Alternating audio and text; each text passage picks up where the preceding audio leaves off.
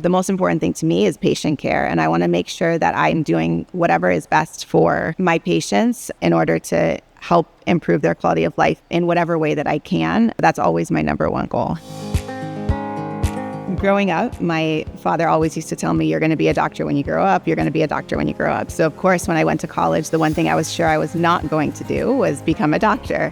It wasn't until my 4th year of college that all of a sudden I realized I want to become a doctor. And so I kind of took a roundabout way. Then I was a medical student. I went and did some research with somebody who was doing food allergy research. And so I was really exposed to the world of food allergy and how little we really had to offer patients at that time. And so I was really drawn to the field. And I think that's continued, my love for it has continued to grow since then. I mean, when I graduated fellowship, there was very little still that we could tell patients, it was of food avoidance. But now I have a whole conversation about the different options that we have available for patients with food allergy now. So it's been an exciting field to be a part of. One of my focuses is oral immunotherapy, which is a desensitization for patients who have food allergies. But then I also see patients with asthma, I see patients with environmental allergies, I see patients with eczema or atopic dermatitis.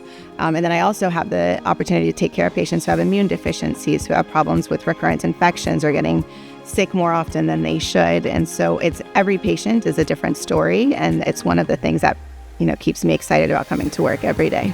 Patients with allergies have so many more treatment options available that can improve their quality of life in terms of asthma treatments, eczema treatments. The changes that we've seen in a very short period of time has really revolutionized quality of life for patients with allergies.